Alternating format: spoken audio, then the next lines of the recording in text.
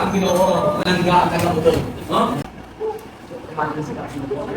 But anyway, this time, maybe I just want to give the mic to Brother Kim to introduce our speakers today. And hindi ba naman palapakan ng Ginoo sila? Amen. Hello po ako, pero nakalimutan ko magsalita ng Ilonggo ng mamaya ko, baligyan. Gusto na kayo lahat. Di kami malibayan kami na nakikita sa'yo. Gusto ko lang po ipakilala yung aking mga kasama.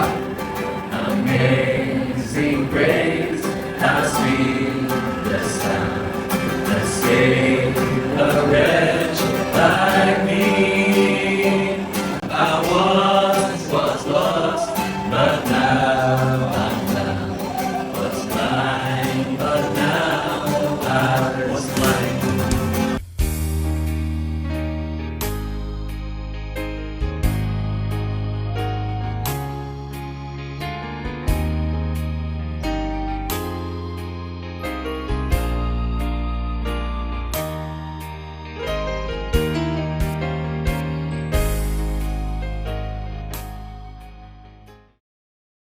Hello, pastors. Hello to our dearest ng mga shepherds. Very fresh and youthful. Yay, praise God. Praise the Holy Spirit because it's very evident how you are all set apart. Even externally pa lang. Wow! Paano na lang kayo internally?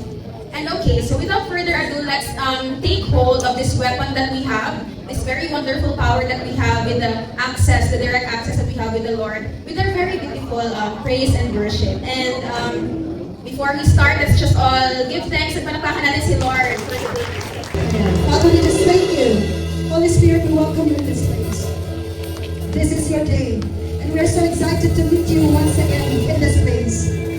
We want to enter into your very throne room, oh God Almighty, that in that place we will see your glory, oh God, through your grace. Today we celebrate your goodness. Today we thank you for your faithfulness, for your mercy, for your love. And so today we give you all our best, God, as we worship you in spirit and in truth. Anoint all of everyone that are here, the songs that we're going to sing, that your angels surround this place, joining us to praise you, to give you glory, and your manifest presence, God, will fill this place. Your glory will arise in this mighty place, that your name will be glorified, oh God Almighty. We give you glory in Jesus' mighty name. Amen. We wait for you. Walk in the room. Come on, everyone, let's sing. Here we are, standing in your presence. Here we are, standing in your presence.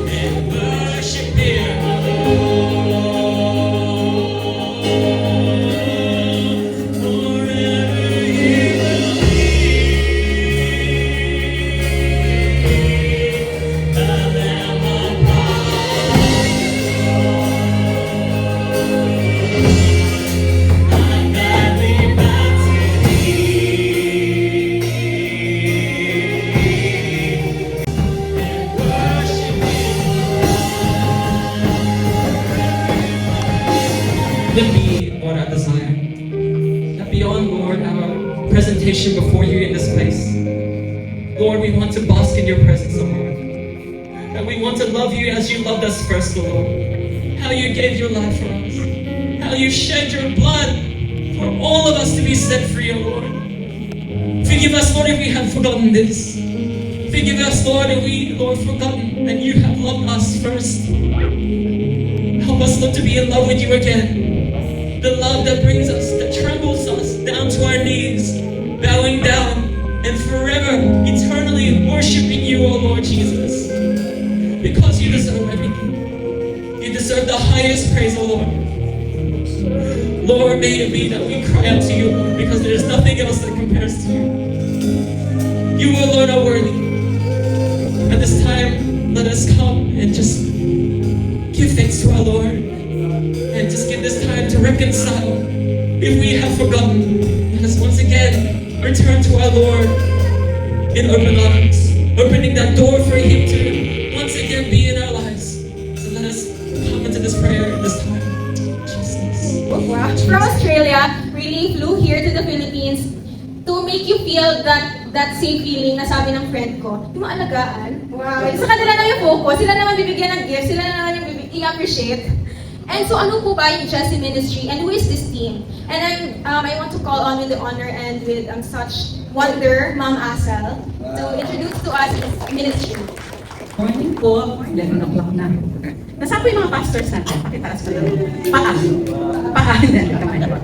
Kaya we're honored po na in-invite po kami ni Pastor Ted. Salamat po for inviting us. So, 2 hours of your time po. Hayaan niyo po kami na to serve you, to honor you, and to appreciate you. Yan po ang calling po ng aming team, Jesse Ministry.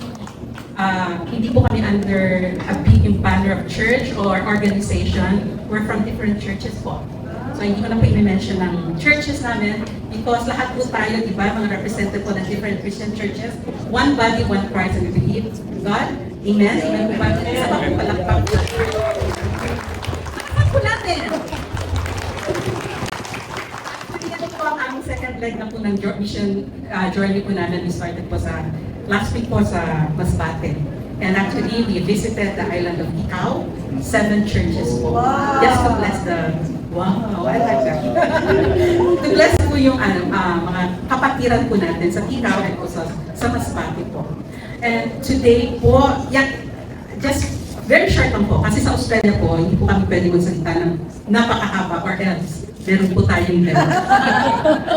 So yun po yung aming mission po ng Jesse Ministry, to look after the well-being and welfare po ng ating mga pastors. 2 years ago, nagkaroon po tayo ng medical mission po sa mga pastors dito. Last year, sa Masbate po, mga around 50 pastors. And actually, last Saturday, sa community naman po, nagkaroon po kami ng medical mission. 377 patients po, mga non-believers.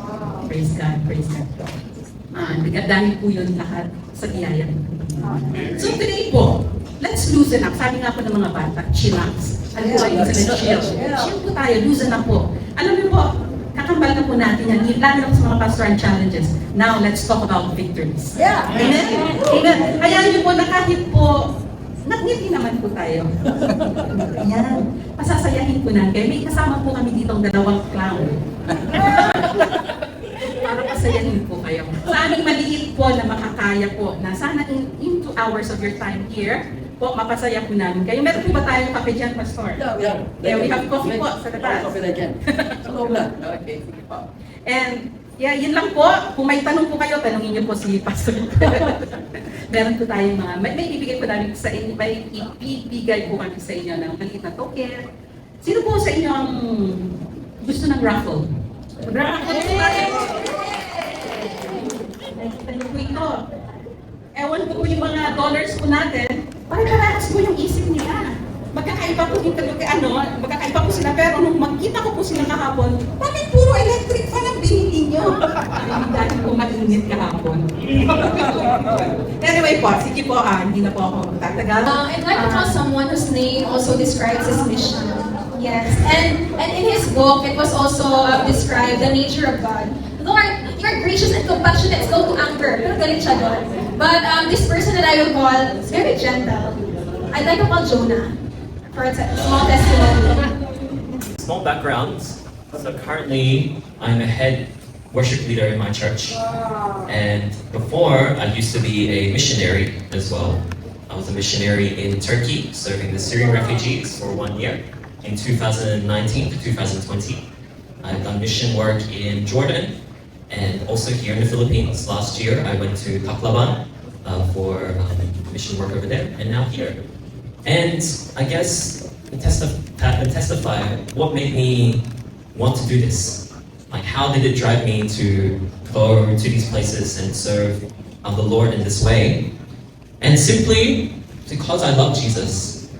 And not what you think about just like the stories or just the gospel that He has saved my life, but more to it.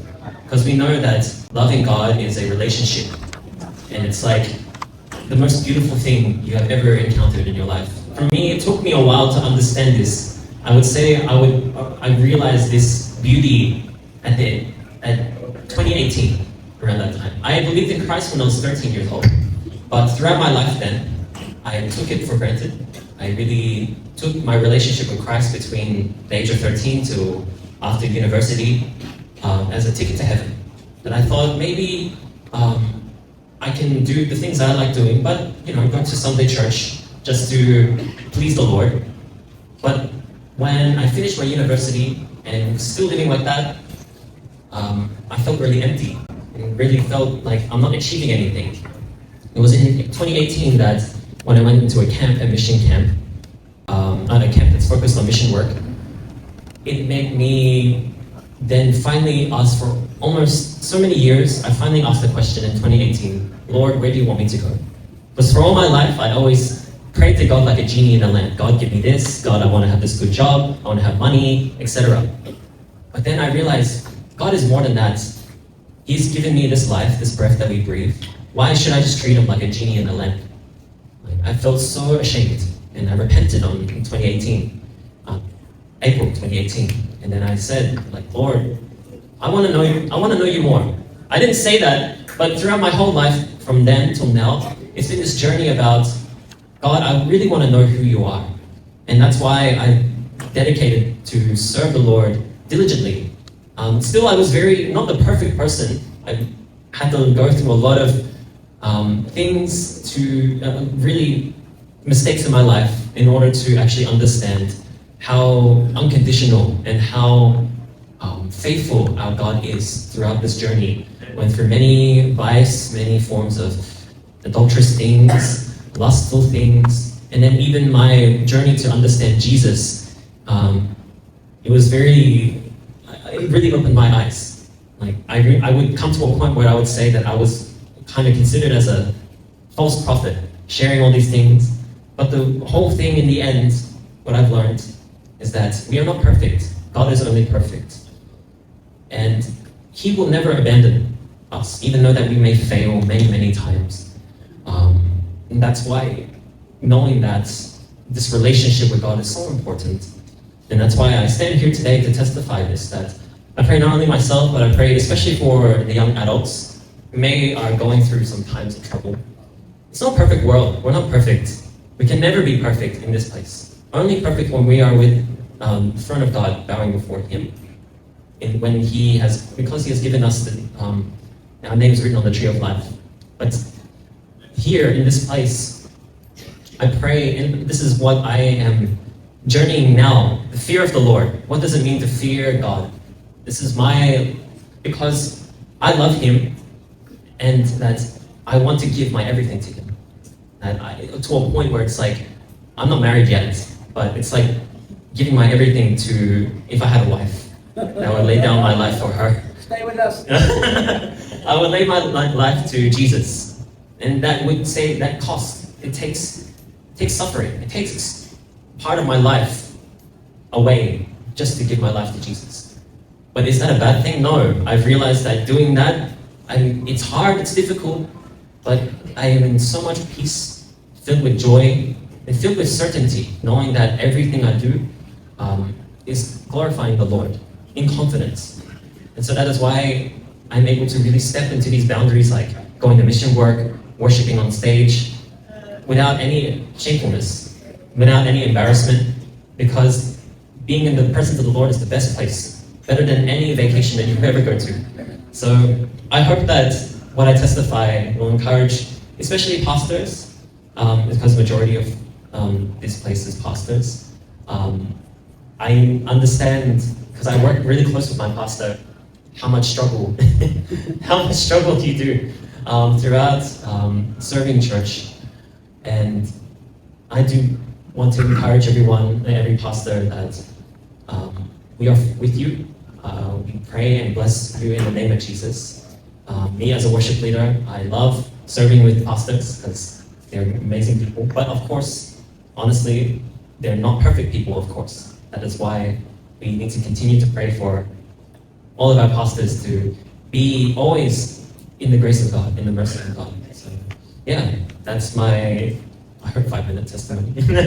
But that's my testimony. Thank you. Thank you, Jana. Australian.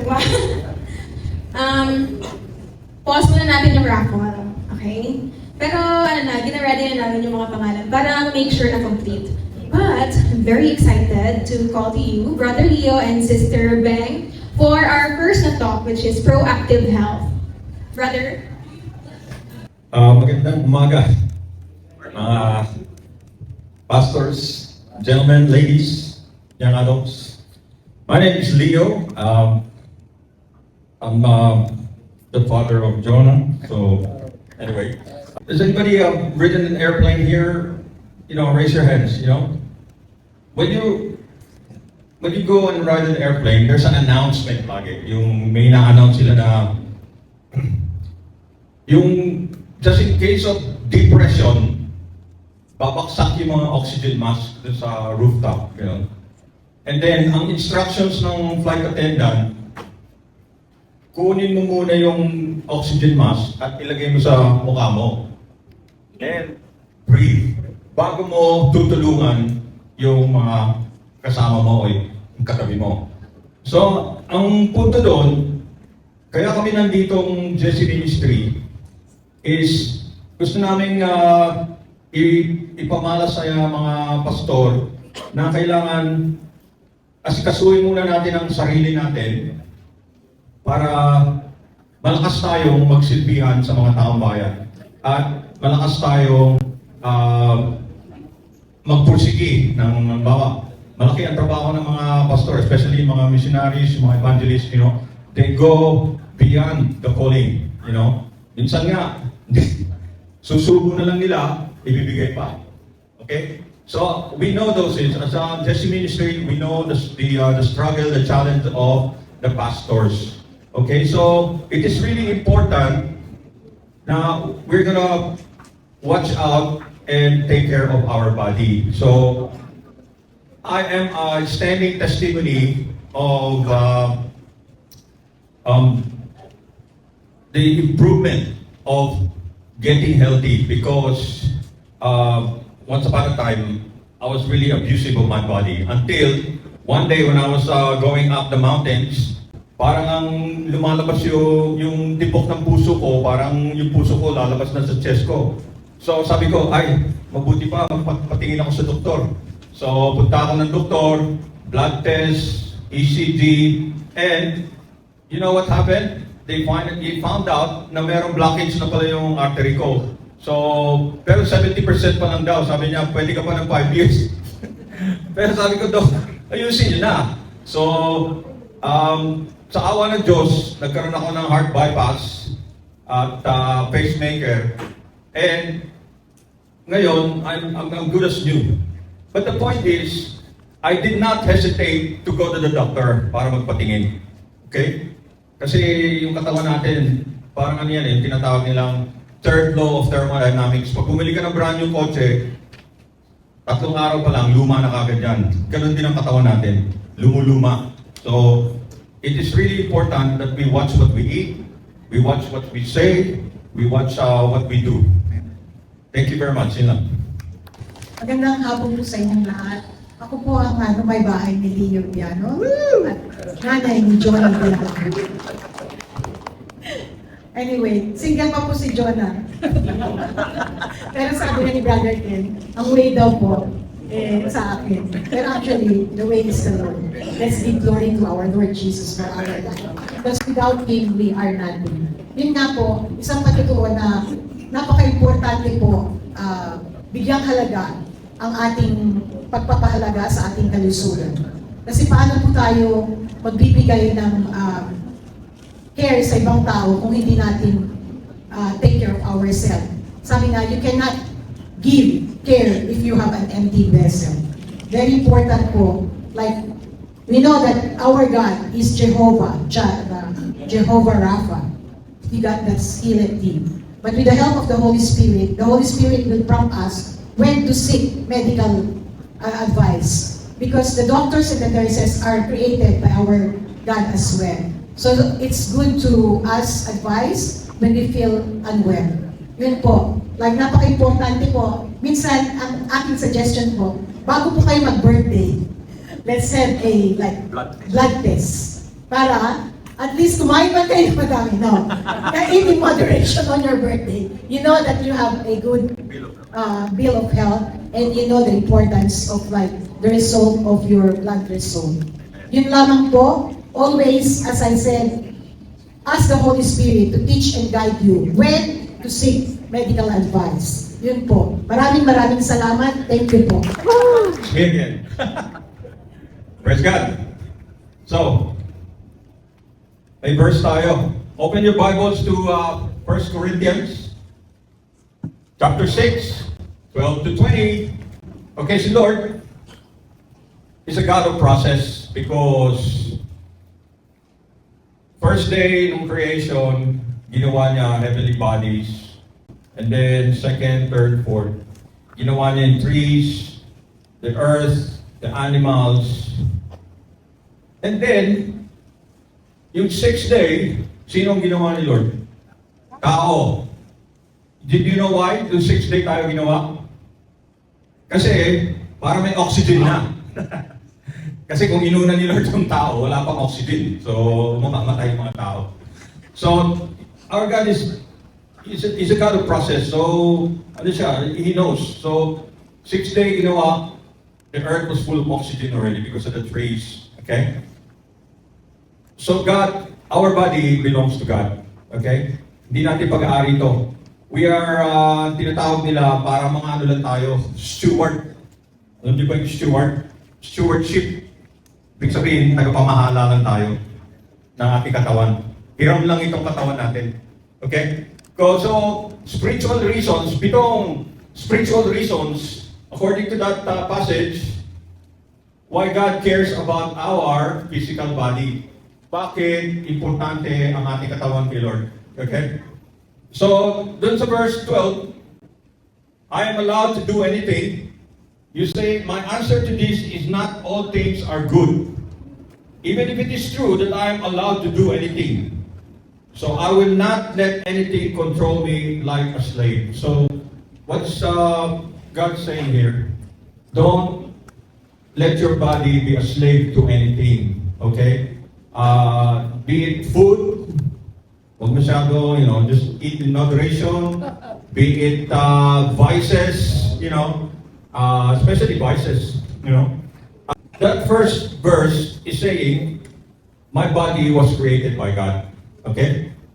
Now, the second spiritual reason why God cares for our body is in verse 13.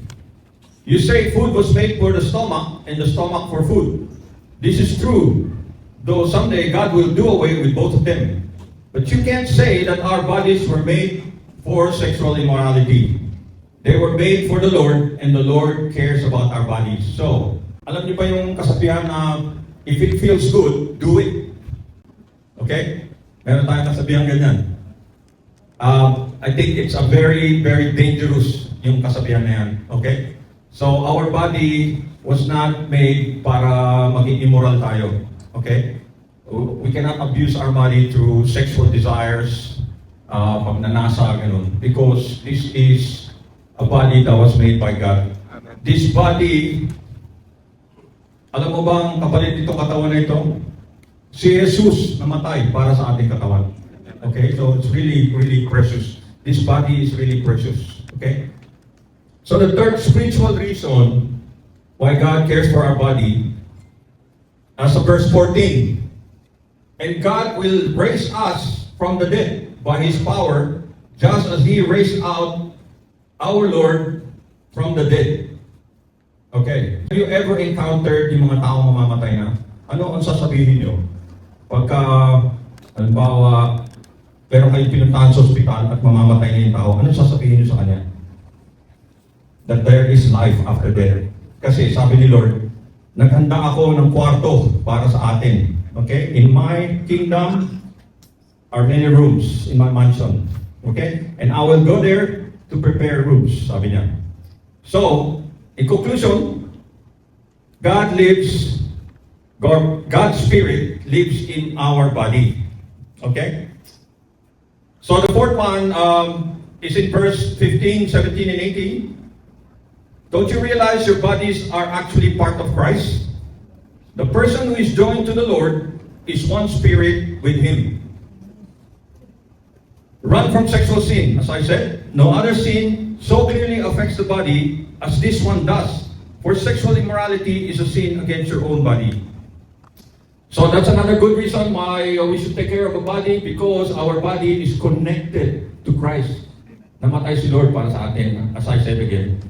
Number 5, you should know that your body is a temple of the Holy Spirit that you receive from God and that lives in you. You don't own yourselves. 1 Corinthians, maliwanag, verse 19. So one day, because God owns our body, one day, our body will be resurrected, just like Jesus also. Okay? Is that good news? Good news, Bill? Amen. Very good news. Okay? So, number 6, God paid a very high price to make you His honor. So, honor God with your body. So, verse 20. Our body, since we are steward of this body, tagapamahala tayo ng katawan na, please lang, take care of your body, you know? Konting matulog na mas marami, huwag magpupuyat.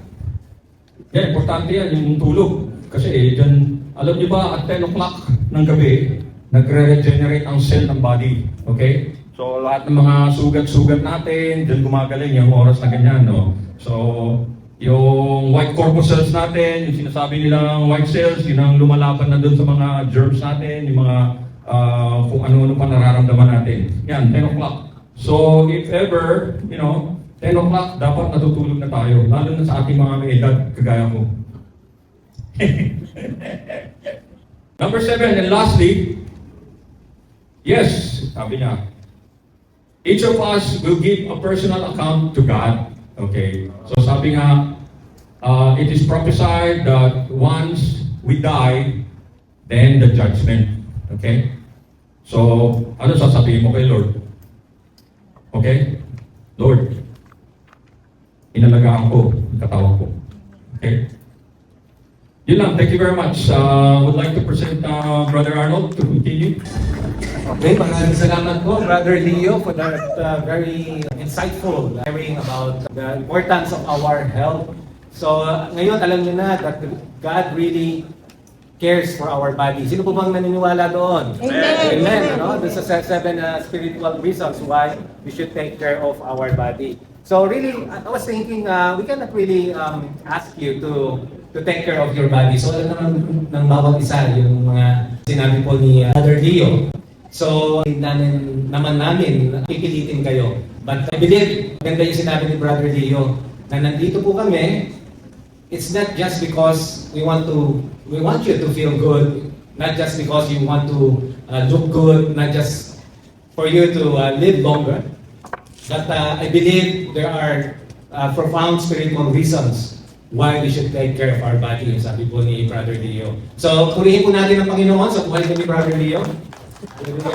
So, bago po ipagpatuloy yung topic ko ni Brother Leo is gusto ko lang po munang magbigay ng disclaimer. Hindi po ako pastor, hindi po ako preacher, no? Pinabili lang po ako ng suman ng nanay ko na nakalagkan po ako dito ng Jesse Ministry. So, ako po si Brother Arnold. So, nandito po ako as a health and wellness advocate who focuses on the foundation of my relationship with the Lord as a guiding principle sa ating pong healthy lifestyle na tinatawag. At ako po ay nagpapasalamat sa Jesse Ministry because sabi ko, mag-minister tayo sa mga pastor, mas Manigan, sabi ko kay Manigan, karapat dapat ba tayo mag-minister sa mga pastor, dapat na sila nag-minister sa atin, di ba? But because ako po personally, meron po akong kakilalang dalawang pastor na maagang umuwi kay Lord. Talagang malaking katanungan po sa akin kasi isang pastor po, 38 years old, namatay po because of diabetes. Napabayaan ng diabetes. Ang pangalawa po is 42 years old. Ako, heart attack naman po. Sabi ko kayo, bakit? Nagtatanong po ako kung bakit. Sino po ba may kasalanan nun? Hindi natin po pwedeng isisi kahit kanino. Ako, na napabayaan yung ating kalusugan. Kaya nandito po kami. And Jesse, on behalf of the Jesse Ministry, who deeply cares for each one of you, our dear pastors. Kaya purihin po ang Panginoon sa Jesse Ministry po. At pinasasalamatan din po natin ang Panginoon sa buhay po ni Manigan at ni Manay Asel, na siya pong founder po ng Jesse Ministry. Alongside with my beloved mother-in-law, siya po ang founder ng Bukonawa Pusada Medical Mission po sa Masbate, kagagaling lamang po namin doon. So because we want you, each one of you, our dear pastors, to get your body into better health. Right? Because alam po natin, nasa inyo po nakasalalay yung kalusugan din po ng church. Kaya yung title po ng message po namin ni Brother Leo, Healthy Pastor, Healthy Church. So ngayon po papatuloy lang po namin, ano po ba yung mga bagay na dapat po natin gawin to help you be healthier?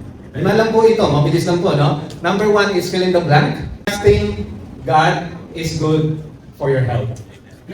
Amen? So why? Because you don't worry. You either going to worship or worry in life. Or you are going to pray, or you are going to panic. But if you pray, you won't what? You won't panic. And if you worship, you will have a whole lot less to worry about because you trust God. Ang sabi po ng Bible sa Psalms 116, verse 7, I said to myself, relax, Pastor. Sabi niyo sa sarili niyo po, relax, Pastor. Relax. Because the Lord takes care of you. Okay, in Proverbs chapter 14, verse 30, a peaceful heart leads to a healthy body. Amen. Jealousy is like cancer in the bones. So, ibig sabihin po nito, in other words, it's not just what you eat that matters. So, it's what eats you. Ano po yan mga pastor? Kahit mga pastor, nagkakaroon din po yan ng mga resentment, no? Nagkakaroon din ng bitterness, nagkakaroon din ng grudges, nagagalit din po tayo. No? Yung anger. At lahat po yan ay pinapasok natin sa ating katawan. It's a poison. Hindi lang po sa espiritu po natin, kundi pati sa physical na katawan po natin. It's like a fire. It will burn you up. No? Now the reality, we cannot suppress those bad elements or bad attitude. Ano po? And we cannot suppress it. All we need to do is to express it to God. Alam naman po natin and confess it. Right? Huwag po natin itago. Ang sabi ko po sa akin, kapag ako ay nagpe-pray, bigyan ako ng kalakasan ng Holy Spirit. At madalas, makatapos ko mag-pray, papasok ko sa kwarto yung aking asawa. Kaya sabi po sa akin, may revelation po sa akin, siya po yung second Holy Spirit po. So you can talk to your spouse. Ano po? You can express your anger, your bitterness sa asawa ninyo. Pero huwag niyo pong pagbuntungan yung asawa ninyo. Pero ang kadalasan, napapagbuntungan po natin yung inis po natin sa iba. No? So, ano po yung sabi ni David, no? Kaya napaka-importante yung nararamdaman po natin, no? Okay po yun, kahit uminom po kayo ng mga mamahaling vitamins, no? Kumakain kayo ng gulay, lahat po yung magaganda yun. Pero kung meron po tayong tinatanim sa ating sarili, resentment, grudges, anger, it what eats you. Amen? Sabi po ni David in Psalm 32, when I refused to confess my sin to God, I was weak and miserable. It's impossible to feel guilty and happy at the same time. And I groaned all day long. Si David na po yun, ano po? So tayo po, sabi natin, tao lamang po tayo. Right? So even ang mga pastor, na may emotion po yan. So number 2 is, seeking medical help is good for my health. Siguro, ito po yung isa sa mga kakulangan ng ating po mga pastor. Ito po. So pero sandali lang po, no? Napansin ko po sa iba sa inyo po ay pumipikit-pikit na at bumubuka ang bibig. Di ko alam kung nagpe-pray sila ng talente o nagpe-pray ng tongues. So tayo muna po tayo para kanina po kayo nakaupo, isang oras na po. So mga para mag-flow yung dugo po natin, stretching po muna tayo, no? Stretching, sige po, as far as you can. Stretch ng gano'n. Okay? Then squeeze. Squeeze. Okay, tatlong kulang na gano'n. Squat. Squat. Pag sumakit ang tuhod, ibig sabihin wala talaga kayong exercise. Okay? Wagay yung kamay. So, ang purpose po ng message po namin ngayon is spiritual education and understanding. Right? And the goal of spiritual education and understanding is to replace our carnal mind with the mind of Christ. Tama po ba? Now, in other words, the real mark of a spiritually educated pastors and leaders of the church is having the mind of Christ. Amen. So, shake lang po natin kamay natin and then tap the shoulder of the person next to you. Alright, sabihin nyo, it's really good to be a mature believer. Okay, sabi po yan sa Ephesians chapter 4, verse 30, be a mature believer. Alright, so wagay yung kamay, shake. Yung sa kabila naman ninyo, tapikin ninyo, sabihin nyo po, you look mature. Okay, ano po? Okay, nagising na po ba sila? Gising na. Okay, so wala na pong pipigit at magpe-pray ng thank you muna po dyan. Ano po? I know, intercede po kayo sa akin. So sabi po sa 2 Chronicles chapter 16 verse 12. So sa iba po kasi, sabi nila ang pagpapatingin sa doktor, ewan ko lang po sa relihiyon ninyo. Bawal naman patingin sa doktor, meron po mga ganong mga kulto na sinatawag. Ano po? Hindi po kasalanan yun. Kasi nabasa po nila dito sa 2 Chronicles, chapter 16 verse 12. In the 39th year of his reign, Asa developed a disease in his faith. His disease was severe, yet even in his illness, he did not seek the Lord but relied only on the physician. So yun po pala yung konteksto noon. No? Nag-rely lang siya sa doktor. Hindi muna siya pumunta sa Diyos para sa kagalingan. But, ginawa din ng Panginoon ang doktor. In fact, if you search the Bible, alam niyo naman po ito, 12 times po binanggit ang word doctor in the Bible. In fact, isa po sa disciple ni Jesus Christ, sino po yung doktor? Luke. Si Luke. No? Author din po ng Acts. Ano po sabi niya po doon? Luke, the doctor sent his greetings. In Colossians chapter 4 verse 14. And 1 Timothy chapter 5 verse 23. Si St. Paul naman, kahit hindi naman siya medical doctor, but I believe he was gifted to counsel Timothy about his health. Ang sabi ko doon, hindi pa naman ng konting wine kasi makakabuti ito sa kalusugan mo. Pero hindi ko yung konti lang po hindi po lagok ng isang konti. Ano po? At kailangan yung private, hindi mo isa sa non-believer po yan. But anyway, si Pastor Ted na po further mag-exhort ng part na yun. So even Jesus Christ, he didn't condemn to go to the doctor. Even himself, sabi niya, sino ba nangangailangan na may sakit? Ang doktor. So kailangan po ninyo kung may nararamdaman, kahit wala po may nararamdaman, pag edad nyo ng 40, kailangan na po may regular check-up na po kayo sa doktor. Amen. At purihin po ang Panginoon sa Jesse Ministry kasi kahit pa paano, nakakatulong po ang Jesse Ministry. Kaya samantalahin po natin yung tulong na binibigay po sa inyo. Huwag po natin sayangin po yun. Sabi nga po sa isang point ni Brother Leo, ni Pastor Leo, is we are accountable to God. Hindi mo pwede sisihin ng ibang tao. Right? Pag lumalaya sa sakit mo. Right? So number 3, eating vegetables and fruits are good for my health. So, nasa probinsya po tayo, I believe, most of you, gulay, mas marami, maraming prutas. But, mabilis lang po, sabi po sa Genesis chapter 1:29, ginawa naman talaga ng Diyos, ang gulay para sa pagkain at ang mga dahon nito ay sa pagpapagaling ng may karamdaman. In Genesis chapter 2, verse 9, the Lord God made all kinds of trees go out of the ground, trees that were pleasing to the eye and good for food. In Daniel chapter 1, verse 12 and 15, please test your servants for 10 days. Yung Daniel fast, alam naman po natin yan. Gangguwapo pa po kayo mga pastor. At babata at lalakas, no? So, pag-aralan po natin. So, I can go and go on. No, napakarami pong sinasabi ko sa Bible tungkol po dito. Number 4, having fun is good for my health. Right? Sabihin nyo na sa sarili nyo, having fun is good for my health. Having fun is good for my Hindi health. porket na kayo po ay mature believer, ay hindi na po kayo ngingiti. Ngitian niyo po yung katabi niyo. Okay? Ang sabi po sa Proverbs chapter 17 verse 22, a joyful, cheerful heart brings healing to both body and soul. Amen. Nagpatingin ka na sa doktor, pero cheerful ka pala because you know the Lord is there. Right? Amen. So are you ready to have fun po? Amen? Amen. So sige nga po, kung ready po kayo, shake nyo ulit yung kamay ninyo. Shake. Touch niyo po yung balikat na nasa kanan ninyo. Sabihin niyo, it's really good to have fun, Pastor. Okay, shake. Shake na naman yung tap yung balikat po sa kaliwa. Sabihin niyo po, you look funny. So, number 5, physical exercise. Ito na susubukan itong mga pastor. Alam mo, it's good for my health. Ang sabi ko sa 1 Timothy, alam po naman natin lahat yan, 4:8. No? For physical training is of some value. Some value. May halaga pa rin po. No? Siyempre, inuuna natin ang ating spiritual. Ang ating relasyon, personal relationship with the Lord, yun ang pinaguguro natin. Pero ba't kadalasan ay napapabayaan po natin yung ating physical na katawan? So kailangan po nating kumilos. Kahit maglakad lang po, no? Kahit mga 15 minutes, 30 minutes. Bilip po ko kay Manny Ken and Brother Leo. 10,000 steps a day. Ako po ngayon, minamaintain ko 5,000 steps a day. Pero nakapakasyon din po, season din dito kami, kaya medyo napapahaba tulog. But anyway, so, I want to make a confession. Doon po sa dating home church ko po dito sa Manila, no?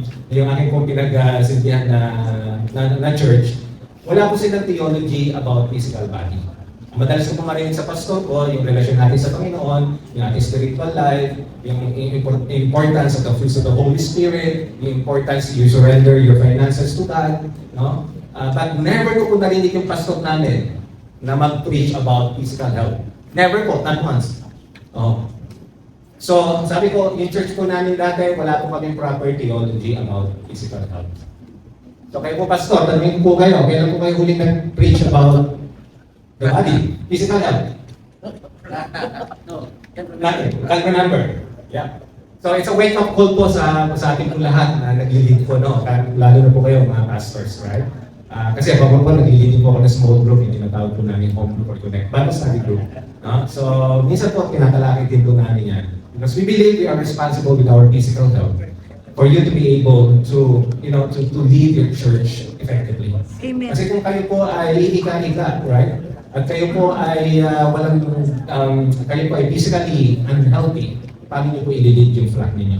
Right? So, you should start with you as a pastor. Umpisahan po natin yun, yung mga na-share po natin sa inyo. Amen. So, ngayon po, sa pagtatapos po, no, I want to ask you this question, a very short question, 3-word question.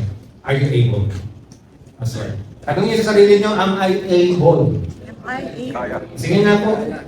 Kaya, right? Ano pong meaning ng able? It is defined for having the power, skills, means, and opportunity to do something. Amen. Ulitin ko po, able is having the power, skills, means, and opportunity to do something. Now, the Bible is very clear that God is able. Acts 20:32, God is able to build you up. In Romans chapter 14, verse 4, God is able to make you stand. In Romans chapter 16, verse 25, God is able to establish you. 2 Corinthians chapter 9, verse 8, God is able to bless you abundantly. Ephesians 3:21, God is able to even to subdue all things to Himself. And Ephesians chapter 3, verse 20, God is able to do exceedingly, abundantly, say it with me, above what you all ask or think according to the power in Christ Jesus. So I can go on and go on that God is able to heal you, save you. Ano po ang point ko dito? Because I pray na bahala na po si Holy Spirit ang magbigay po ng clarity sa inyo doon sa biblical principle about physical health. So siguro po, tanungin niyo po ulit sa sarili niyo, am I able? Pagka tinawag po kayo ng Diyos na mag-share, may pinakamataas na bundok dito, Pastor. Sa iyo ito. Sino po nakapunta na doon sa pinakamataas na bundok nito? So, yeah. Ilang oras po yun bago umakyat doon from the ground? Almost 2 days. By foot. Naakyat nyo na po diretso yun. Wow. Grabe po, mas ano po kayo, mas malakas po kayo kay Moses kasi si Moses, yung Mount Sinai, mababa lang yan. Ba? Ilang beses po siya umakyat doon, paakyat Panao. No? 8 beses sa Exodus, di ba? Nung mamamatay na lang po siya sa Mount Nebo, pinakyat pa siya ni Lord, siguro tama siya ng ulo. Akyat sa Mount Nebo, para makita mo yung promised land at dyan kita ililibing. No? Ang sabi po, mga 2 oras daw po yan, you're physically fit to go out. Doon sa sinasabi niyo pong bundok, kung paakyatin po kayo doon ng Diyos to share the gospel, to build a church, by foot, are you able? Right? So I'm not here to put you down po mga pastor. I'm here to encourage you. I don't like to sound negative, but we are here para ma-encourage po kayo. Bahala na po si Holy Spirit ang magbigay po ng clarity sa inyong pong thoughts. Right? If God is able to do these things for your ministry, but in return, are you able to serve Him with your physical body as well? Right? Pagka inutusan kayo ng Diyos na magbuhat ng mga karton ng isang church member ninyo para maglipad, are you able to do that?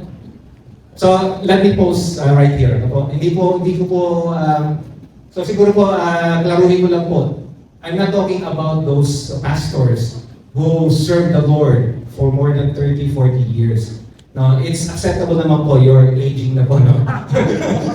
So, but I believe at that point in your kalakasan ninyo physically, marami na po kayong ginawa sa Panginoon. Amen. Right? So, hindi ko po sinasabi yung mga disabled, no? Hindi po yun, ano po? Because alam naman po natin they are unlimited physically. Hindi po yun. But I'm talking to people, to pastors who are here, who is physically able pa. Right? Na marami pa tayong taon na maglilingkod sa Panginoon. Amen. Right? Katulad nyo, sino po gusto maglingkod sa Panginoon hanggang 120? Amen. Oh! Ay, namakati na lang po ang taas ng kamay. Sabi ko sa Genesis, di ba? Kinalaga ng Diyos. Ilang taon? 120, hindi po yung 70, 80 na sinabi ni Moses sa Psalms. Yun sa Genesis po, yung sinabi ng Lord. Right? That I cannot keep up with the human being. So, binawasan ng Diyos ang buhay ng tao up to 120 lifespan. I don't know about you, but yun po yung prayer ko sa Lord.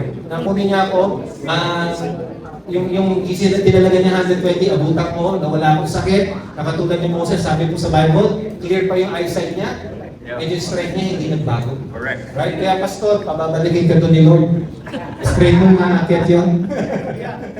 So, yun na lang po yung iwan ko po sa inyo katanungan. No? Actually, 3 tanong po. Are you ready? Are you willing? Are you able? I hope nakapagbigay po kami ng inspiration sa inyo and we were able to ignite your spirit, elevate your soul, and challenge your body. So sa pagtatapos po, gusto ko pong manalangin po para sa ating po mga pastor. But I want to use the scripture po as my prayer and our deep concern in Jesse Ministry for each one of you, our dear pastors. Amen. Right? Kahit lang namin kayo nakilala, pero yung spirit po namin talagang hindi po ma-express by words, but yung spirit po namin ay nagdadala na kami po ay at least ay maging kabalikan ninyo sa inyo pong ministry. So I would like to read Romans chapter 12 verse 1, and I would like to use this as a prayer. In Message translation, hallelujah. So here's what I want you to do, our dear pastors. God helping you take your everyday, ordinary life, you're sleeping, eating, going to work, and walking around life, and place it before God as an offering. Embracing what God does for you is the best thing you can do for Him. Don't become so well adjusted to your culture that you fit into it without even thinking. Instead, fix your attention on God. You will be changed from the inside out. Readily recognize what He wants from you and quickly respond to it. Unlike the culture around you, always dragging you down to its level of immaturity, God brings the best out of you, develops well-formed maturity of you. And also my prayer from 1 Timothy chapter 1 verse 12, I thank Christ Jesus our Lord, who has granted you the needed strength and made you able for this. Amen. Because He considered you faithful and trustworthy, putting you into service for His ministry. Amen. And from 3 John chapter 1 verse 2, my dear pastors, I know that you are doing well spiritually. So I pray that everything else is going well with you and that you are enjoying good health. And lastly, in 1 Thessalonians chapter 6, verse 23, I pray that God Himself, the God of peace, will make you pure, belonging only to Him. I pray that your whole self, spirit, soul, and body will be kept safe and be blameless when our Lord Jesus Christ comes. God will make this happen, for He who calls you, our dear pastors, is faithful. In Jesus' name we pray. Amen. Our next song, which is Following the Heart, I'd like to call on Mommy Alice, or Sister Alice. I'm the mother of Hazel, Injing, and ang manugang ko si Ken at saka si Arnold. Ayan. Ako po si Alice Bacunawa Posada from Masbate. When I was in, about 3 years ago, si Mr. ko kinuha ng Panginoon. And after that, nagdasal ako sa Panginoon kung ano nang gagawin ko, mag-isa. And ang binigay ng kung ano sa akin impression ng Panginoon is mag-medical mission ako. Pinagdasal ko po ng matagal yun, and talaga naman si Lord, maraming mga blessing at saka may mga biyaya na binigay. So I thought, this is the, ito na ang mga signs na God really wanted me to do that. Ako po ay presidente ng Bicol Communities Association sa Sydney. So, yung Bicol, mga Bicolano, nagsusupport sa akin. So, parang yun na nga, nakakatulong din sila. And this is already my 3rd year na nag-medical mission card sa Masbate. Sabi nila, you have to go around the Bicol. Sabi ko, I'm from Masbate. So, Masbate lang ang aking pupuntahan. Marami namang bawat province ng Bicol region, may presidente. So, this is my last year. Kaya, ayan, sa susunod, albay naman daw sila. Pero still, if God permits, at saka bibigyan din ako ng kalakasan at saka blessing ng Panginoon, I would like to continue this journey. Kasi, siyempre marami pa rin mga tao na hindi nakakakilala sa Panginoon. Actually, so yun naisip ko. Pero, yung Masbate Baptist Church, naging partner na namin. So, tinanong ako ng isang anak ko, sabi niya, ito talaga ang vision mo dyan. Kasi bakit naglilipat-lipat ka from Buson dahil sa punta ka Buenos Aires ako. So sa Buenos Aires ako nagsimula. Sabi ko, anak, I think secondary lang ang pagiging medical mission ko. Pero may talagang, ang gusto ko talaga na maraming masave. So, buti naman itong Baptist Church talagang nakakatulong sa akin. So, maraming tumatanggap. Bago ibigay yung gamot, pagkatapos ng medical mission, dumadaan sila sa mga pastor, sa mga counselor, tsaka binibigyan sila ng Bible, napatanggap sila. So, nakakatuwa kasi maraming tumatanggap sa Panginoon. So, ang primary reason is really yung makilala ang Panginoon. Di ba sabi nga sa John 3:16, for God so loved the world that He gave His only begotten Son, that whoever believes in Him shall not perish, but shall have eternal life. So, yung mga taong natulungan natin na nakatanggap sa Panginoon is really, alam kong matutuwa ang naman. Praise to God. Okay. Yan lang. Hindi ba? Magandang umaga sa lahat at welcome po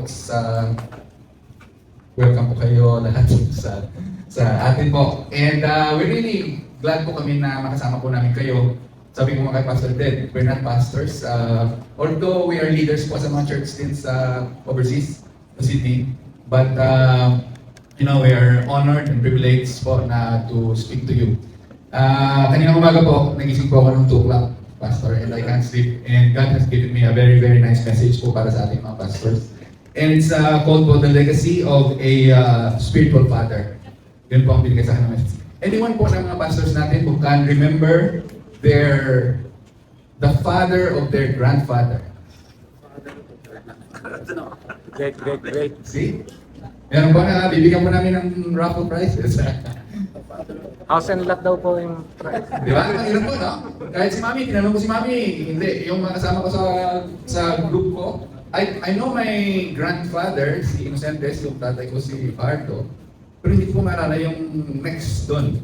So, sabi po sa Bible, sa Exodus chapter 6 verse 8, pakiflash nga po. NIV, Exodus chapter 6 verse 8. Ano po ang Lord, palagi niya po itong kinukonek sa Bible.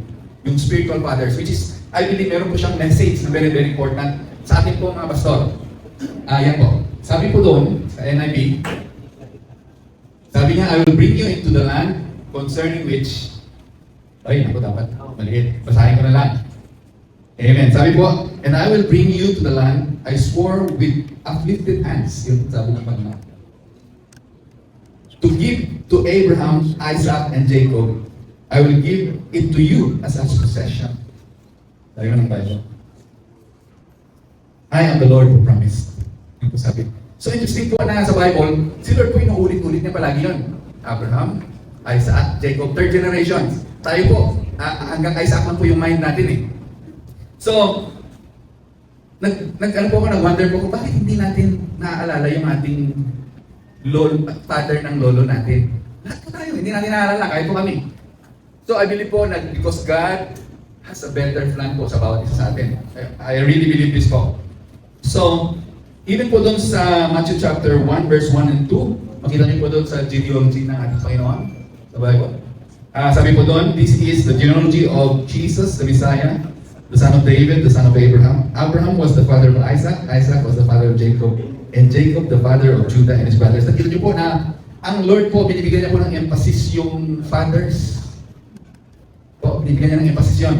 Meron po tayong website ng called ancestry.com. Pag nilagay mo doon yung parents mo, yung lolo mo, ititrace mo ng computer yung kung sino po yung lolo mo. Opo? Pero may bayad po yun ng konti. Pero alam na po kung nag-work sa Pilipinas. But naisip ko lang po na si Jesus po sa Bible, Matthew chapter 1, wala pa pong computer. Natitrace po nila yung lineage hanggang kay Abraham. Amen. So napakalaga po ng fathers po sa mata ng Diyos. Okay, so yung si Abraham po at saka si Isaac at saka si Jacob, meron po silang mga similarities. Gusto ko po i-share sa inyo. Ang similarities, nag-wonder ba kayo ang similarities ni Isaac at saka ni Jacob at saka ni Israel po? So, ang first similarities nilang tatlo is God spoke to them and promised them a blessing. Yung tatlong Abraham, Isaac, and Jacob. God spoke to them and promised them a blessing. Pangalawa po is that they live in the promised land. So, pag binasa po natin sa Bible, ito po si Abraham, nang pinamisahan ko sa Genesis chapter 12, verse 5, and he took his wife, his nephew Lot, and his possession, and all they had accumulated, and the people they had acquired. Ito yung inutusan ng si Abraham to go to the promised land.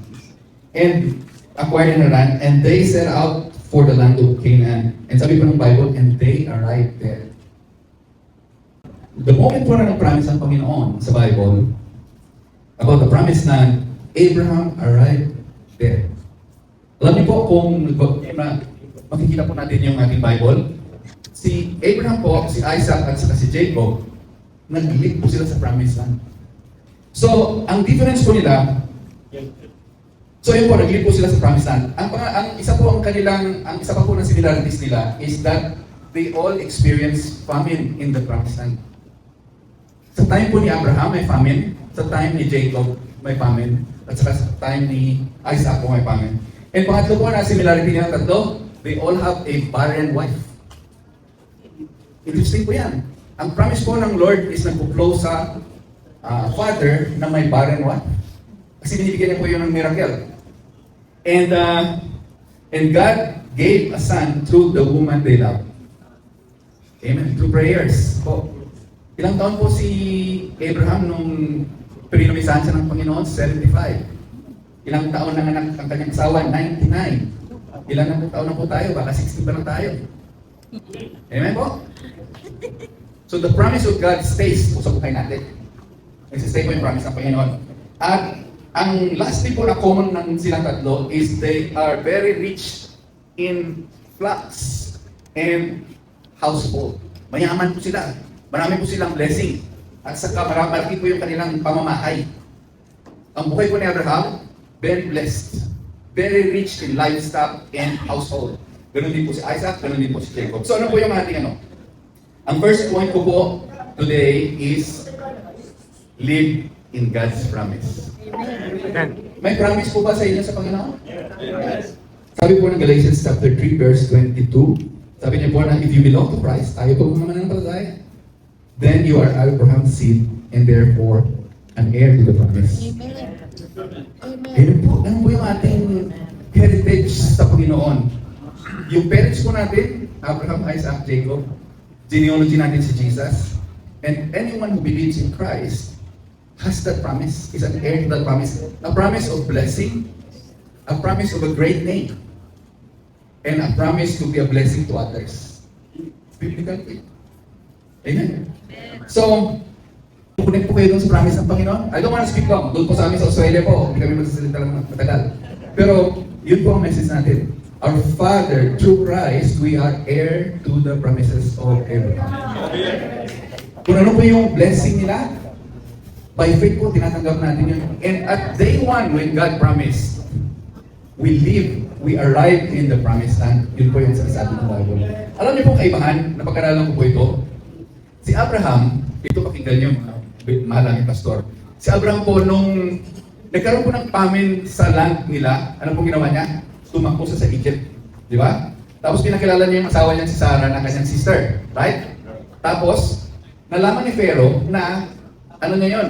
Asawa niya. Ang ginawa ni Pharaoh, inig siya. Palabas. Ang ginawa ni Abraham, bumalik siya sa Canaan, which is the promised land. Opo? So, pagdating kay Isaac, sabi po ng Lord sa kanya, don't go to Egypt during famine. Basahin ko po yun sa inyo. Sabi po ng Genesis chapter 26 verse 1, sabi niya, now there was famine in the land, besides the previous famine in Abraham's time. And Isaac went to Abimelech, king of Philistine, in Gergar. The Lord appeared to Isaac and said, do not go down to Egypt and live in the land, but live in the land where I tell you to live. Yun lang po, inutusan po siya ng, si Isaac po, inutusan po siya ng Panginoon na huwag kang pumunta sa Egypto. Amen? Kaya po na-bless si Isaac ng grabe. Pagdating po sa buhay ni Jacob, si Jacob po, nung nagkaroon ng famine sa land, anong ginawa niya? Pumunta siya sa Egypt. Kaya po nagkabuhol-buhol yung buhay nila. At nagpadala ang Panginoon ng rescuer para i-rescue sila sa Egypt, pabalik sa promised land, wherein yung kanyang mga tatay nakatira sa promised land. Kaya ang message ko po sa mga kabataan at sa atin po, if there's famine in our promised land, we don't run to Egypt. Yan po yung blessing ni Isaac po na biniwan niya po. So, yan po muna. Live in God's promise which you have in day one. Whatever. Pangalawa po is, ito po napaka-interesting. Yung tatlong father po natin, spiritual father natin sa Panginoon, Abraham, Isaac, at Jacob, yung kanila po mga asawa barren. Si Sarah was barren, Rebecca was barren, and Rachel was barren. So, sa buhay po natin, alam ko kung may promise tayo sa Panginoon, nakikita natin ang ministry natin walang fruits, ang life natin walang fruits, but it calls for faithfulness po sa buhay natin. Katulad ni Abraham, katulad ni Isaac, at katulad ni Jacob, na in spite doon sa barrenness na nakikita nila, the promise still stands because yung blessing po ng Panginoon nag-flow doon sa mga mahal natin sa buhay, yung ating asawa. So, it gives us hope po. Katulad niya, how long can we wait for the God's promise? If our wife is barren, if our ministry is barren, how long can we wait that, God will fulfill His promise of blessing in our lives? Yun po. And it makes us excited po. Na-excited po ako ng pag sinabi na God's promise flows on a barren wife, which probably speaks of the church. Kasi minumold niya po yung personality natin, yung mga spiritual life natin, minumold niya para in the due time that He will fulfill His promise. Ready po tayo. Ready po tayo. Amen. Lastly po, na-share ko po this morning, they are very rich in livestock and they have a great household. Yun po yung legacy ni Abraham and Isaac and Jacob. And that's the legacy that flows. Alam niyo po, yung mag-hold on po tayo sa promise ng Panginoon kasi ito po yung forefathers natin. Ito po yung parents natin in Christ. Dito po nagko-connect yung ating heritage as Christians. Tayo po mga mananampalataya. Doon po sa blessing na prinamis ng Panginoon sa ating fathers na very rich po sila in livestock. Yung kung i-paraphrase ko po, ang church po nila malalaki po lahat. At very prosperous. So, let's claim God's promise po kasi He is true and faithful. Amen po. And now, so, praise God. Amen po. So, pabalik po tayo sa Matthew chapter 1. Again, hindi po, alam niyo po kung sinishare ko sa inyo this morning, it's in the Bible. I mean, of course, you're pastors, you know this. But there is a promise that God has given to those who are in faith in Christ, that we are heirs to this promise from Abraham. Amen. And we need to put our spirit there. Amen. Because it's true. Come on. And even if we feel that parang barren po tayo, God will stay true. Ooh, yeah. Amen. God gave this promise to Abraham when he was 75, and he got this promise at 99. Do it. I don't say that. You know, ito po yung good news. Dito po tayo, okay?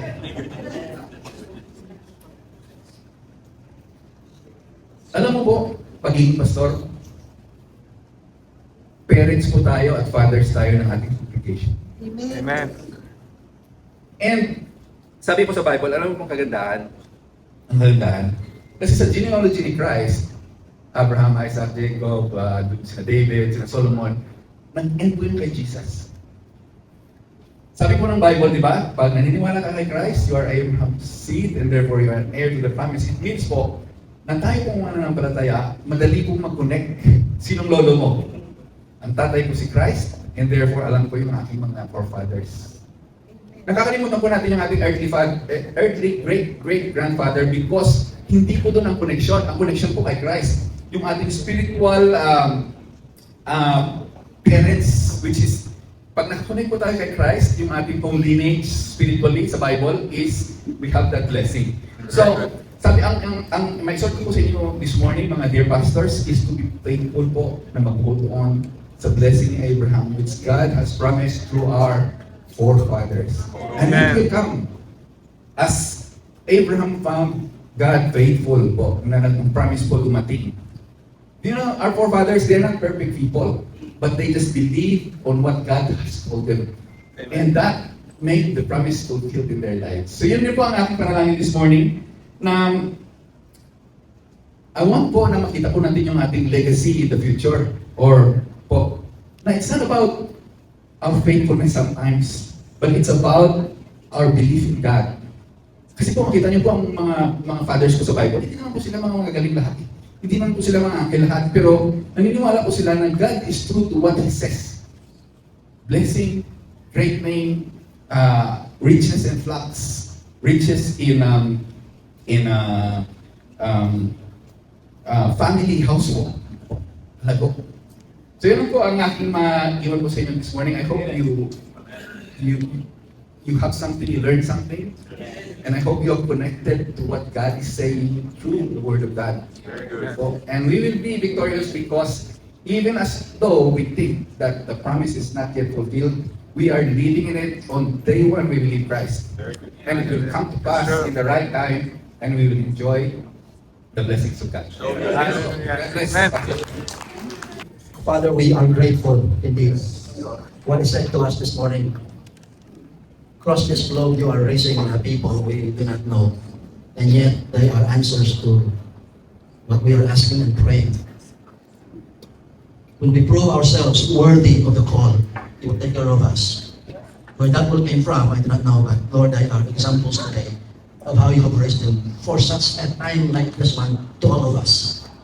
I ask that you will multiply and increase the grace. That there will be more people that will take same burden to take care of those that are on the front line.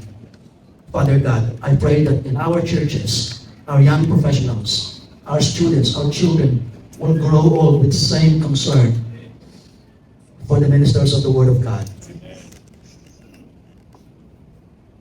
We pray then that you will continue to enable us and expand the way we see things from the pulpit. We know that your word is powerful and that your word is also filled with so many ways where you can use it to translate it to something that would benefit all of us physically. We remember today when you said that our body, we rarely really speak about taking care of our body. And today you remind us once again that what's the point of them coming and giving us medical support, food that we eat, when we don't care about how we live. Yes. And so, may we be conscious every day of our lives how we will handle ourselves. Yes. And may we also translate this word to our brothers and sisters, to the family of God that you gave under our care. Yes. That they too will take care of their body. Hallelujah. Father, for the food that is set before us today, bless that to nourish our body too. Yes, Lord. To enhance our fellowship so that whatever testimony and words that we can exchange to one another, Father God, we knew that we are all part of the family of God here. Hallelujah. In Jesus' name we pray. Amen. Nandito po tayo sa simbahan po ni Pastor Ted. Pastor Ted, magandang tanghali po. Good afternoon na from Ilonggo. Pastor Ted, ilang taon na po kayo naninilbihan sa ministry? Since I started ministry, more or less about 42 years. 42 years. 42 Wow. years. And about to retire. Okay. Pastor Ted. Saan po located ng yung church, Pastor Ted? Itong City Gates is here in Taboksuba, Haro, Iloilo, part of Visayas. Very good. So, Pastor Ted, in your ministry, ano pong joy ang nakukuha nyo sa pagsisilbi sa mga tao, sa mga pag-spread ng gospel nila? Anong klaseng joy ang nakukuha nyo? Sobra-sobra, brother. I used to work as an engineer, and the joy that my salary offer me is cannot match the joy of actually serving God Very and good. seeing these young professionals and people saved, transformed by God. Very good. Very good. And I have seen broken families restored, and money Very cannot buy that. Young people who are abandoned by their parents, and Very good. they would come up here, and then we took care of them and provide them homes and church and ministry. And that's something. That's Very something good, more than what Pastor. I can get from my profession before. Hallelujah. Amen. Amen. Pastor Ted, with the guidance of the Holy Spirit, ano pong nakikita nyo sa future with the guidance of the Holy Spirit? Holistic kasi yung approach ni City Gates. We wanted to prepare our people to face challenges in terms of how they can, in our time, in our culture, where degree is not actually making money and providing for the family. For sure. Our church is providing them some sort of an entrepreneurial visions, I understand. training them how to do that for our young professionals. And with regards to the church, this is the place where pastors from different denominations and organizations are frequently coming Very good. for a cup of coffee, for fellowship, and for mentoring. Very good. And so our church is not connected to any denomination. That's what they like from us, because we become more open to anybody, and this is what they would call the city of refuge. When pastor is in trouble, they would come here. Okay. They would knock on our door at the wee hour of the night, and then they would say, "Pastor, are you around?" And we have seen that for a long time already, and we have done a lot. So in the future, ano pong nakikita nyo sa church ninyo? More expansion, more people? We already have churches from different towns and then cities. Okay. And what we are doing now is to actually mentor some of these pastors mentors, for yeah. them to be able to, make their church strong and able. I am already 61, and I no longer think about having mega church and having numbers. All right. When you reach that age, you are now beginning to think about what you can do to make them stable in their own congregation, good. and that's what we're doing now. Pastor, thank you very much for your time. Thank you. God bless you, sir. Pastor Roger, so 13 years na po kayo 33 years na po kayo sa ministry. Ano pong pangalan ng simbahan nyo? Ang ministry nyo? GMI Global Mission. GMI Global Mission. Saan po located ang GMI? Saraga Public Market po. Okay. Pastor Roger, ano pong ang parang pinaka-reward sa paggagawa ng gawain ng Diyos? Ano pa ang pinaka-reward para sa inyo? Kasiyahan na hindi mabili. Siyempre, yan yung calling natin. Okay. Pag nakikita nyo may pagbabago ang isang tao, nagbibigay ba sa inyo ng kagalakan? 100% po. Okay. So may mga taong o pamilyang parang nare-reconcile sila, yung mga magkakapatid, magkaasawa, mga ganun. Marami pong Marami kayong nakikita dahil sa church. nasa church. Natulungan. Okay. Yung hindi nakapag-aral, nakapadala ako ng estudyante sa Maynila. Okay. So ngayon, yung kanyang mga kapatid, nanay, tatay, nandun na siya sa Maynila. At least tuwa ka na. Talagang transform. Very good. Hindi lang spiritual, talagang financial Very good. na transform. Kasi yung hindi lang Bible College, yung pinunta niya, yung PTS College kasi sa Cavite, yan yung school namin. So, Very good. holistic parang si Pio dito. Okay. Hindi yung Bible school lang na halimbawa, ng CHED approve eh. So, iba yung iba talaga yun. So, Pastor Roger, in the future, ano pang nakikita niyong vision para sa kay Lord? Actually, ako po ay plano na mag-organize ako ng foundation. Kasi nakita ko yung itong mga worker, talagang kinakailangan matulungan. Marami kasing mga worker na talagang pagtanda na, hindi na kinikita ng mission. Okay. Kawawa talaga. Wala namang is, wala namang pag-ibig, walang ano. Intindihan ko. So, napakalaki. So, dapat Pastor talaga. Roger, thank you very much po sa oras ninyo. Salamat po. Magandang tanghali po. Magandang Ano tanghali. po ba ang pangalan ninyo? My name, Maria D. Lacson Vito. Are you a pastor? Yes pa. Okay, Pastor, gaano katagal na kayo sa ministry? Siguro since I was 14 years old. Okay, so how many years has that one? 20, 30 years? 25, I think it's more than 30. Okay, okay. Very good. Pastor, saan po ang church nyo at anong pangalan? Okay, ang church ko is from Gospel, Mambusaw. Taga-Capiz po. Capiz kami na area. Okay, thank you. Pastor, sa gawa nyo ng gawain ng Diyos, ano po ba ang pinaka-joy nyo sa mga paggawa sa Panginoon? Because I am bago ako naging pastor, I started with the worship ministry, sa praise and worship ministry po. Yun po talaga ang isang calling ko. Very And one of the joy is bringing those people to really encounter the Lord in a deeper and more intimate way. Very good. Yun ang isang the heart of a worshiper is yung in-experience din nila yung presence ni Lord, not just knowledge, but talagang yung manifest presence niya. And yun ang yung talagang hindi mabibili.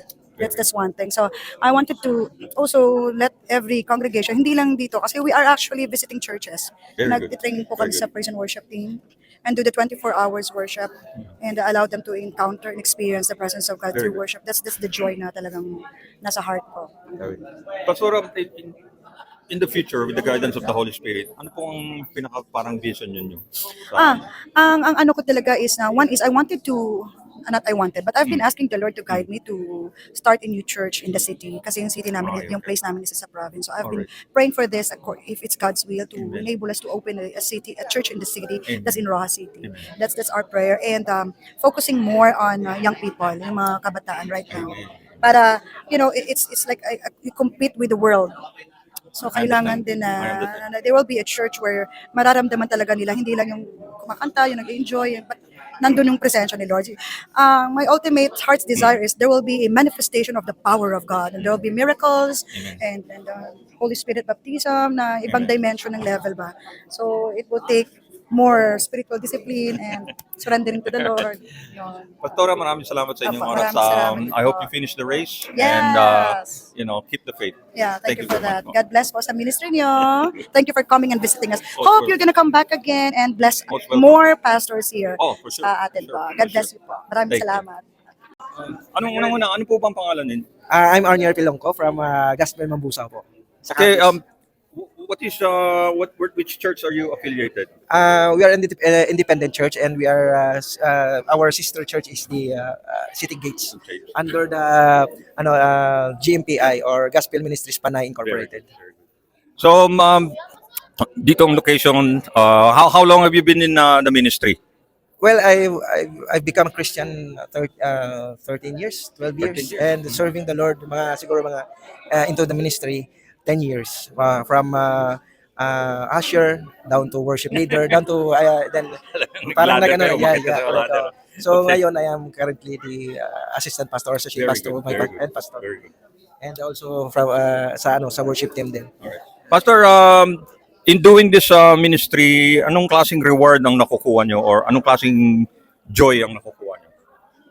When you speak of reward, iba yung let's say kung ano yung pananaw mo, ang sa reward, Okay. depende yon sa'yo. But the Spiritual Lord, reward, you know, Oh, what yeah. do you feel? You know, well, for me, it's fulfilling kasi hindi man ako politiko, good man, good man. hindi man ako, I am not a professional, whatever, doctor, lawyer, whatever. But I can give something in the community that yung hindi nila, hindi, something that hindi lang material, but the blessing of Jesus Christ in the community, and of course, yung spiritual na, na maturity sa mga. Ibig sabihin, nawi-witness niyo yung mga pagbabago ng mga Yes, tao. as Reconciliation ng pamilya. yes, correct. Okay. As for me and ako, I will testify and my testimony in myself, which I was before. No, Okay. yung life ko before in Christ, Magulong pamilya. magulong pamilya, and to the point that parang wasak na talaga. And after I have received Christ, I feel you with that one. we have reconciled with my wife, Okay. with my children. Kasi Amen. yung concept natin bilang lalaki nung una is Oo. pag nakabigay ka na lang ng sustento, okay na yan eh. Yeah. Oh, yes, yes. But when you receive Christ in your life, it's always life-changing. Amen. Expect result that Amen. will change your life. Thank you. Pastor, thank you very much. Pagpalain ka po. ng, Salamat po. Salamat and thank you for the Thank Jesse you. Ministry.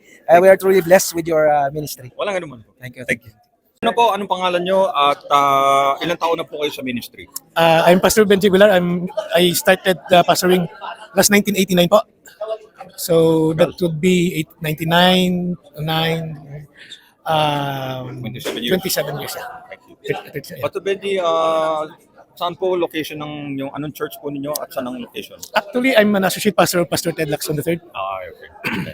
Alright, Pastor Benji, sa gawain niyo po, ano po ang nararamdaman niyo pagka kayo po ay nakikipag-volunteer sa gawain ng Diyos?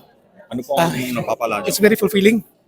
In fact, I started my Christian life as a volunteer sa Summer Service, SOS. We pioneer churches. That's the burden came. That's where the burden came na I'm going to be a pastor. Okay. Bakit po kayo bakit po niyo ginagawa ito? Nakikita niyo ba yung pagbabago ng mga tao? Yeah, ng pamilya? yeah. Really, it's what working for the Lord is never boring. Amen. Amen. It's really a joy knowing that you're doing the will of God, Very good. and then as the Lord bless you also, and the Lord allow you to fulfill His will in your life. You can